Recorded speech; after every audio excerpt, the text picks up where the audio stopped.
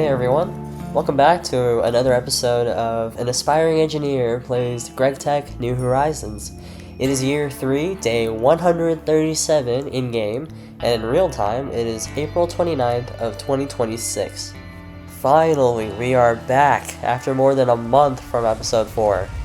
To be honest guys, I kinda needed to take a little break after that massive greenhouse project from the last video. You don't get a say in this. I'm the one who's editing you right now. I'm working. Oh no. But we are so back.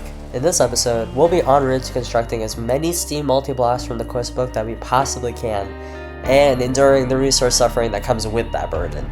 Okay, let's start off with, oh my god, 234 bronze plates. So tune in to watch me spiral into pure insanity as I grind through possibly the most difficult endeavor of this mod pack that I have gone through yet. So as always, my friends, enjoy the video. And it's not my playthrough if I'm not immediately distracted by something that is completely different than what I initially set out to do. In this case, I've discovered XP crafting for the first time, surprisingly, 3 years after starting the world. Wait, what? You can just make charcoal? Are you serious right now? Wait, you can just make anything? I think I just won the game, guys. I think I just won. But I digress. After that little distraction, I decided to read up on some of these new machines that were lying in front of me that I'd have to construct in the near future. And we are really getting into the actual oh my god. Did I do this last episode? Technological. Is that how you say that? We're getting into the tech stuff in this pack. We have overclocking, and just to recap for myself, overclocking is when if a machine can handle 4 times the amount of voltage that is required for the recipe, it will require 4 times the amount of energy, but it will do twice as fast. But a perfect overclock means it will require 4 times the amount of energy, but it will run 4 times as fast, which is pretty sweet. And then parallels mean like it can run multiple recipes at one time, which would definitely be nice. I wish my BBFs could do that. And then input separation is like something else I don't really know. You should have quite the collection of single block Steam machines by now, of course. While these may have gotten you through processing small amounts of materials, there will be a time where you will have to process a multitude of items. This is where multi-blocks come in. While these multi-blocks have a material cost that is way higher than their single block counterparts, they have certain bonuses. They use less steam. What? How? Aren't they like huge? How do they use less steam? And they can process recipes in parallel, which means that a single recipe cycle can craft multiple items at once, if the steam provided is enough to sustain it. They do, however, have some quirks that need to be taken care of. These multi-blocks require very specific I/O blocks. Use only those that are part of the quest. I don't know what an I/O block is. Maybe power? I don't know. They process up to 8 items, where the basic tier is made of bronze, and high pressure tier is made of steel. Okay, check out the multiblock preview in NEI. With this quest, you have started your journey with mass processing. However, don't get too excited quite yet. While there are some multi-blocks accessible in the Steam Age, most of them only unlock in EV or later, including better versions of these multi-blocks. EV is what, like the 4th tier? Yeah, it's the 4th tier. And here's the thing, right? I can't look up on the wiki what's a good idea to make. I can try and... NEI. Okay. I don't know. Let's just type in Steam, right? Okay, so we can make... Right, these are all the single blocks. Right, and then we have these. So these are the multi-blocks. Can I, like... Okay. Dimensions, input bus, basic tier, high pressure tier, squasher, the separator.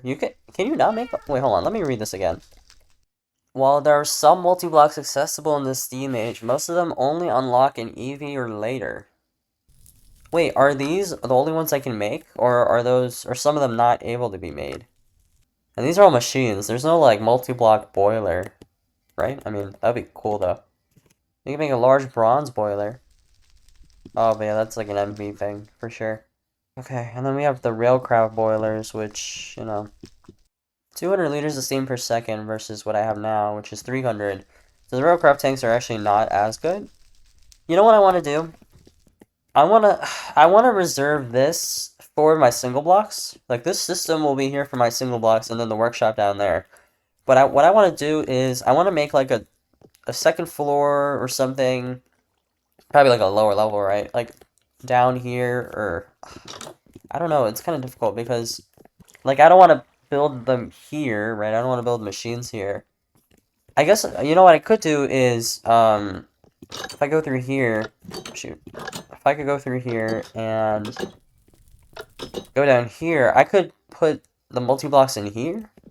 Turn this into like a hall. Have all my steam machines go here. I know it's kind of risky because, well, you know, if one explodes, it's kind of over. But because yeah, I mean, otherwise my only options are to build them like down this way. I could do it here, but the problem is this isn't very. I mean, I can only put like one thing here, you know, and I don't know if I'd want to put a multi-block there. So I'm not quite sure. I think I do want to put it in the that one space just to kind of have them all along this hallway right here. And then I can like, you know, furnish it, like mine this stuff out. So I think that's what I want to do. And then I could go down here because there is like a lower level. I could like, I don't know, do some processing here or like make like a little hallway, another utility tunnel or something. But I think I will for now build it here because frankly I think it would look cool, honestly. So yeah, I'm gonna start off with mining out all this stuff and just making it look better, getting these crops out of the way, moving them to the greenhouse, and we'll go from there. I kind of want to try the railcraft tank, just because like I've heard people tell me like this is a pretty cool thing to make, and it looks like it's actually cheaper. Yeah, this requires steel. Oh, okay. But I mean, oh, that's not cheap. Okay. Yeah, I kind of want to make like a big one and just kind of like put it in the corner or something. Because like I want to supply like a different Steam source for the multi-block. So we'll do the furnishing first. Just like make this, you know, solid wall. Maybe make like a door here or something to go out into the caves. Because that area leads to a cave system, and yeah, down there leads to other stuff. I want to connect all these tunnels to kind of make them look like they're there for a reason, right? Because they all go to like different areas, different floors of the facility. So kind of want to do that. So yeah, we'll just do that, and then we'll get started on that tank.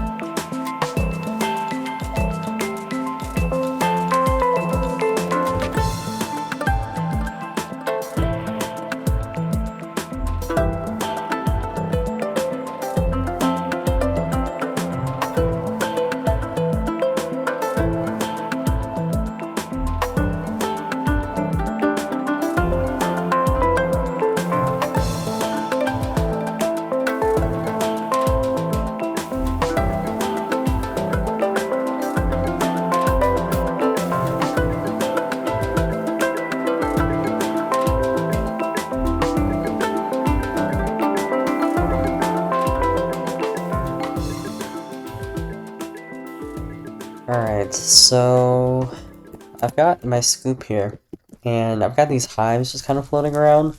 I've never actually picked one up before, so... Oh. It's that... Oh, so you get the... Okay. Yeah, because I've had these floating around. I'm actually going to go back to the greenhouse facility and pick up some of those hives, because I've got some, hives just kind of floating around that, you know, obviously I don't, like, mine or anything. I'm just kind of have floating around. And I've been kind of lazy about, like, picking them up. Obviously, I'm not doing bees right now, but I am curious to see, like, what I get for breaking each of the hives. Let's see. So there were definitely two here, I think. There's, like, a forest and a stone one. I'm pretty sure. Yeah, there's one right here, and there's one right here. Oh, I got two. Rocky Drone, Rocky Princess. Ooh, okay. But yeah, I've heard you can like farm the bees, or you can use bees to get materials and stuff. I'd be very interested to check that out, but that's when we start on apiology, and that's not going to be for like a good while. So, alright, so that's the whole room transformed. Wow, this looks like a completely different area, doesn't it? This was real dingy, but now it actually looks like a proper factory room. I like it. And then I proceeded to get distracted again on XP crafting, but this time for an actually relevant reason. Actually, so can't I use XP buckets to make wrought iron? Isn't that a thing that I discovered that you could do? Yeah, right here. Okay, so it takes 5. Oh boy. 5 for 1 dust, and I need 4 plates, and I have 1. I have 1 plate. But, I mean, that's good to know that I can just make wrought iron just like that, so I don't have to worry about, like, smelting it and doing the whole shebang. I could just use XP, which would be huge. And so from here on out, it was time to finally lock in and start working on that steam supply tank. Little did I know that this was actually going to be the easy part.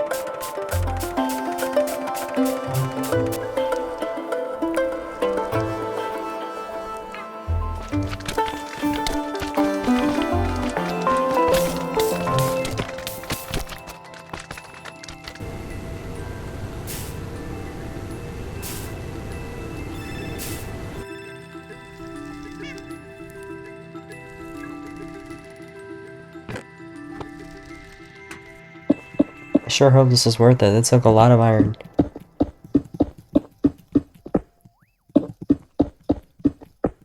Alright. Our giant tank. Okay, it's formed properly. Good. The temperature is obviously very low. So, alright, here, okay. We gotta make sure this is pumped with water first, though. I don't want to do anything else before that. And so I routed 2 pumps from the pump room over to the boiler through a series of pipes going across my factory floor.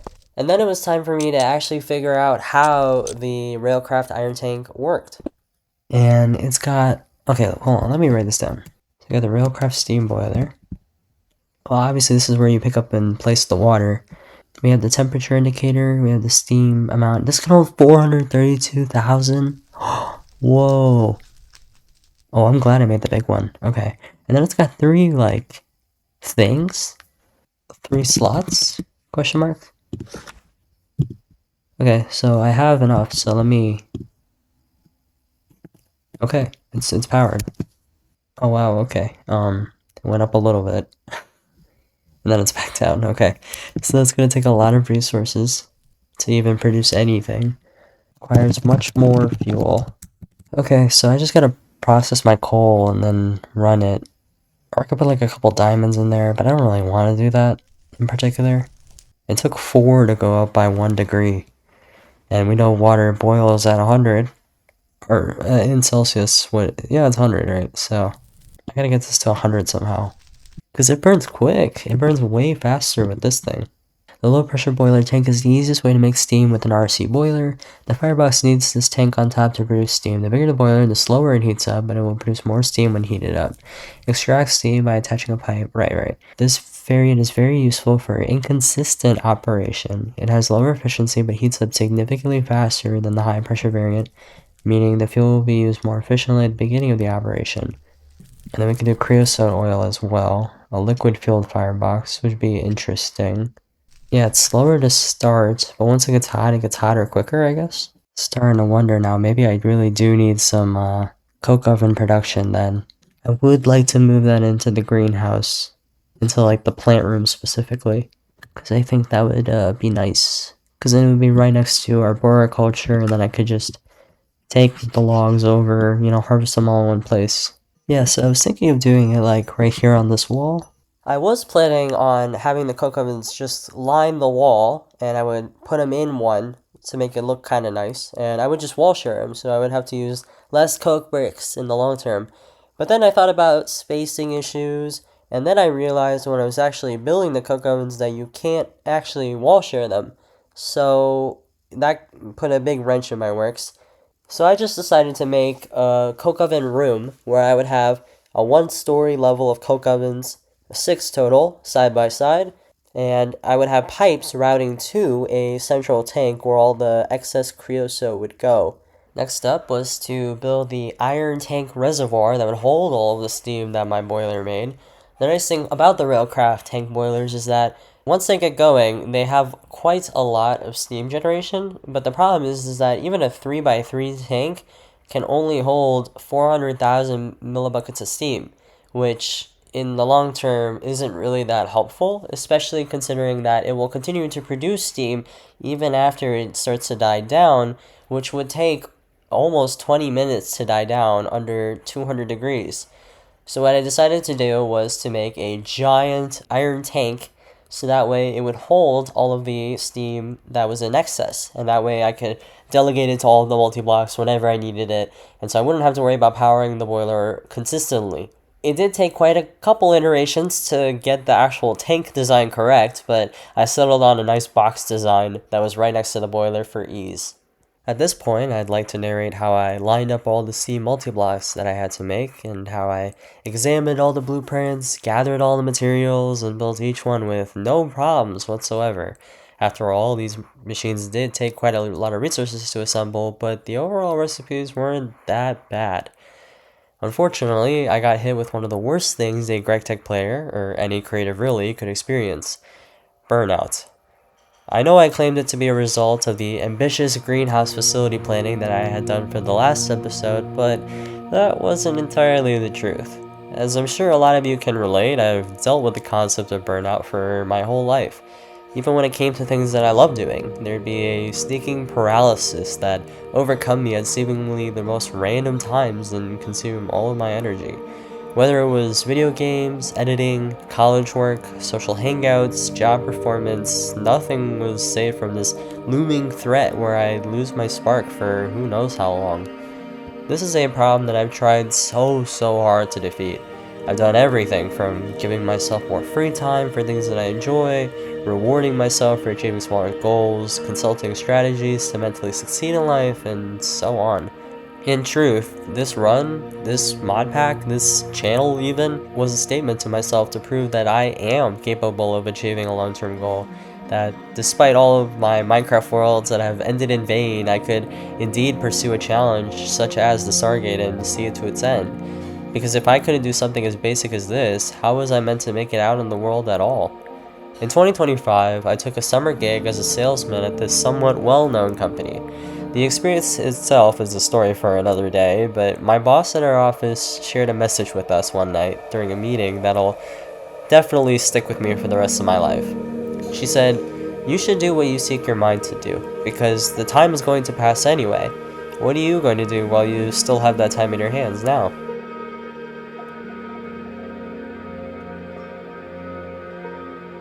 Since that night, I've reminded myself that time is not money, but salvation. When using it right, taking breaks when I should, and spending it when it counted, I could reach any goal that I set before me. And as well, I never expected this small channel to get as much attention as it did right out of the gate.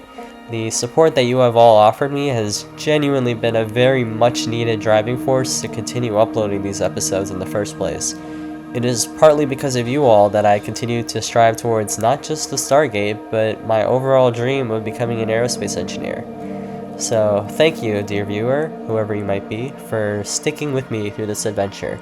This Stargate won't just be my achievement, but it'll be yours too.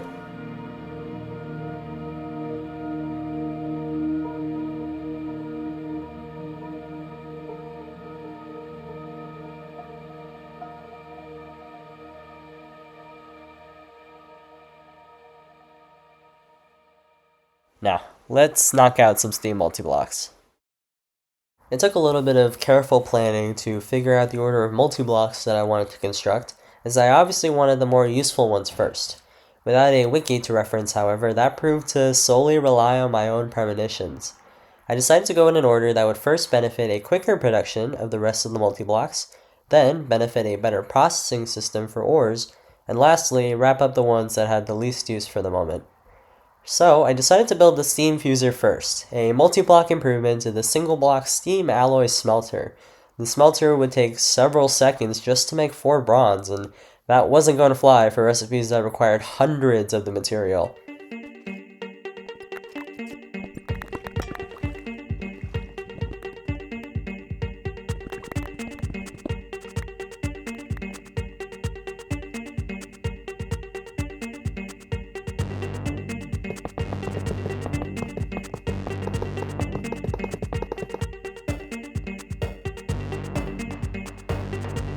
Next, I constructed the steam press, the multi-block successor to the single-block steam forge hammer. Most of the bronze requirements for these machines needed plates, and much like the issue with the steam alloy smelter, I wasn't gonna weigh 2 plates at a time.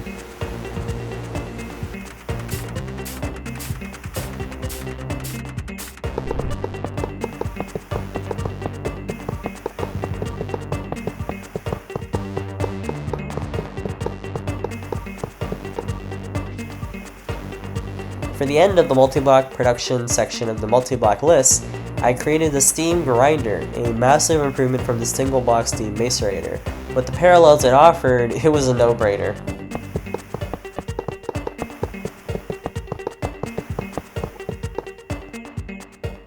Once I had the big 3 done, it was time to move on to the somewhat useful multi-blocks, the ones that would help me process dust and conduct other miscellaneous crafting purposes.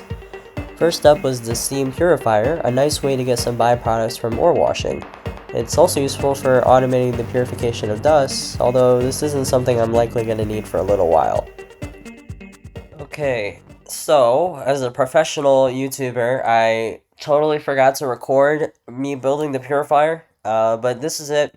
Pretty simple to build. It took me a little bit to figure out why this was incomplete, and I tried doing what I did with the press here, where I turned it off, turned it back on, but it's still an incomplete structure. And it took me a while to realize that there is actually a different hatch for this thing.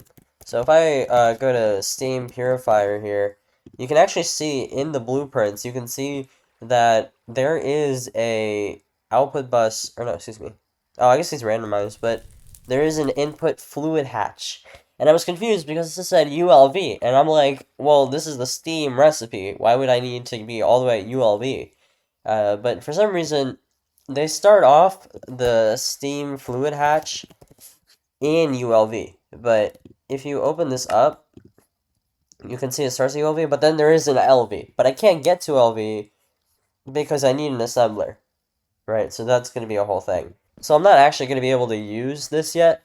And I'm not going to be able to use the other thing that I'm making right now, which is the separator, aka the centrifuge, because that also takes a fluid input, or an output hatch, excuse me, ULV. I can't make that yet either. But I would like to just build it, just so that I have it. And I don't know if the separator is going to be downsized later in 2.9. We'll have to just wait and see. The only thing I know is that the blender is going to be downsized, and that is why I am not building it yet.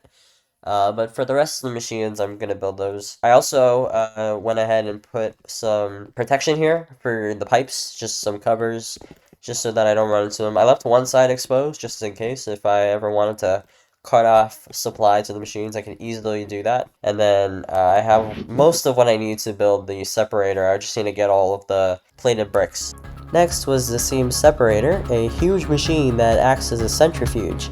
Now, I have quite literally no idea how a centrifuge is going to help me later, but the people in my Discord, link in the description by the way, shameless plug, told me that it was very useful, so I went ahead and constructed it.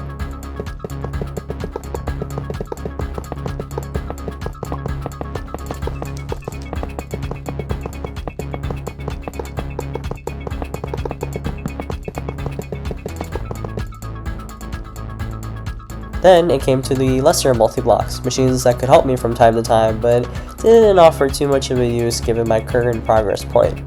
Thankfully, the steam squasher, a counterpart to the single block compressor, was fairly easy to make, costing less than the steam fuser. And with that, I had successfully constructed almost every single steam multi-block in the quest book. And with that, it looks like, well, I mean, I gotta put covers on here, but after this, it looks like we're done, pretty much. I've got most, if not all, of the steam multis built. I mean, I can go ahead and check this off now. So all we need is to get some hatches for the purifier and the separator, and then we just need to build the blender after 2.9 if we get to that point. Maybe, who knows, I might not even really need it, but I still need to build it anyway for the 100%. But I'm surprised, actually. I just kind of hollowed this room out, like a good size, because I'm like, okay, well, I know the height, right? Like, I know the tallest multi-block and then one block above that. But then I didn't really know, like, how much space these would take, so I just kind of guessed. But I actually guessed really well because these all fit really nicely in this space. And there's plenty of room to walk over and like look at each one. This is great. And they're, you know, all connected fine under the floor. Eventually, like for like the separator, I think, and the purifier, I think I need water for those two. I'll be able to route some pipes maybe on the ceiling and then down so that they're able to hit. And then that'll be nice. We'll just use the same pipes for the boiler because it doesn't really take that much water. And with that, it looks like we've had a successful episode.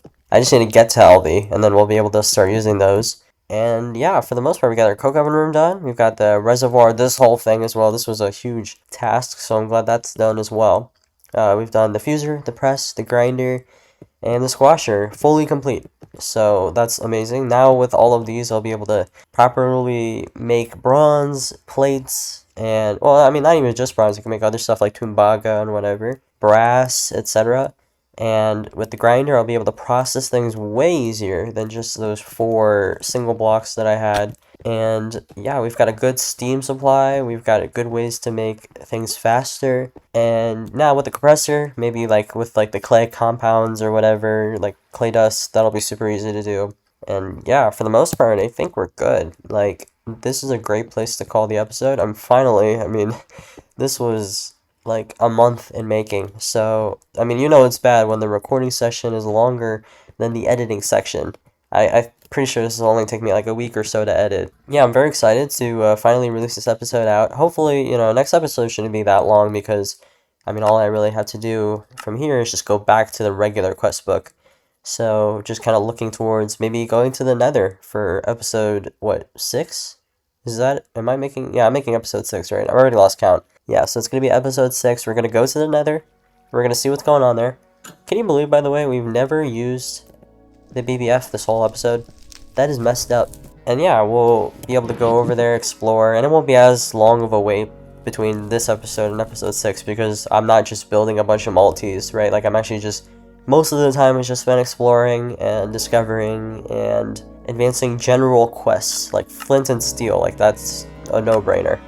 So yeah, that's kind of the idea for the episode. I think I will conclude it here. So yeah, again, thank you all so much for watching another episode of Aspiring Engineer Plays GregTech New Horizons. Do you want to say goodbye, Blart? Do you want to say goodbye to the wonderful people? I guess not. Oh, he's got better things to do. Okay, well, thank you all so much for watching, and I will see you in the next video. Take care.